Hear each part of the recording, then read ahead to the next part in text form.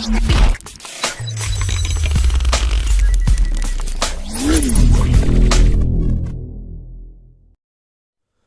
friends, I'm Shrikant Bohra and today I'm going to teach you some basics about accounting.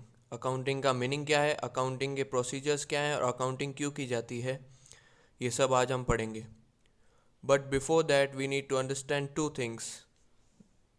The first one is what is a transaction and the second one is what is an event. Transaction means an economic activity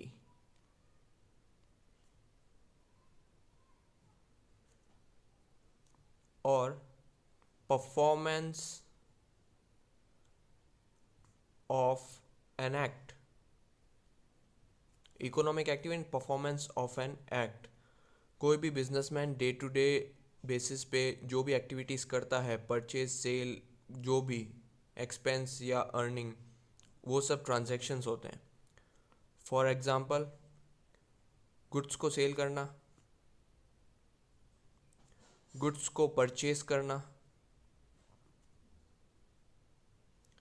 rent पे करना,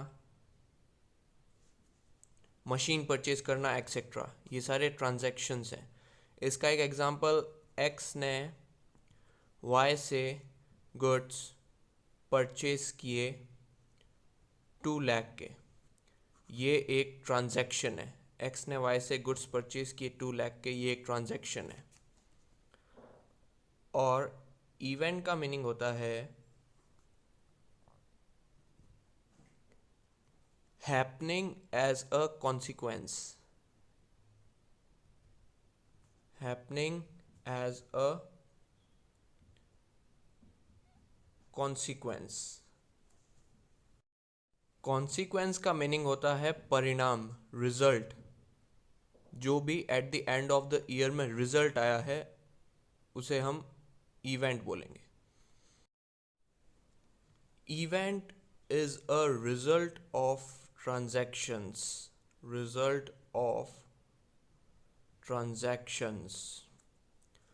जो भी पूरे साल में हमने जो भी अर्निंग्स एक्सपेंस किए हैं, गुड्स को सेल किया है, गुड्स को परचेज किया है, रेंट पे किया है, मशीन परचेज की, ये सारे ट्रांजैक्शंस का जो एंड में रिजल्ट आता है, इसका एग्जांपल हम ले सकते हैं क्लोजिंग स्टॉक या डेफिसिट और surplus. End of the year में डेफिसिट है या सरप्लस है, क्लोजिंग स्टॉक कितना है, ये सारे इवेंट्स हैं. इसका एक एग्जांपल, एक्स ने वाई से वाई को गुड्स सेल किए 2 लाख के. At the end of the year x के पास गुड्स बचे 10,000 लेफ्ट. तो 10,000 जो गुड्स अभी तक हैं जो सेल आउट नहीं हुए हैं, वो एक इवेंट है. इसमें एक और बात इम्पॉर्टेंट है, अगर एक्स ने वाई को गुड्स सेल किए 1 लाख के, तो ये सेल ऑफ गुड्स ट्रांजैक्शन भी हो सकता है एज वेल एज इवेंट भी हो सकता है, दोनों साथ में. कैसे? अगर एक्स ने वाई को गुड्स सेल किए 31 दिसंबर, तो ये 1 लाख गुड्स सेल किए हैं, वो ट्रांजैक्शन भी है एज वेल एज इवेंट भी है. And friends, there are 2 types of years in the accounting. The first one is financial year